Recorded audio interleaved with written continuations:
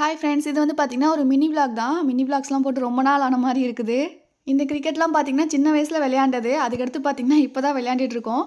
So சும்மா கொஞ்ச நேரம் விளையாடலான்னு சொல்லிட்டு சாப்பிட்டுட்டு விளையாண்டுட்டு இருந்தோம். நெக்ஸ்ட்டு கொஞ்ச நேரத்துக்கு அப்புறம் பார்த்தீங்கன்னா வீட்டுக்கு வந்தோம். இவங்க வந்து மீன் வாங்கிட்டு வந்துருவாங்க போல. ஸோ அதெல்லாம் வாளியில எடுத்து போட்டுட்டு இருந்தாங்க. நெறைய மீன் குஞ்சா இருந்தது. ஸோ ஒருத்தங்களுக்கு குடுக்கணும்னு சொல்லிட்டு இருந்தாங்க.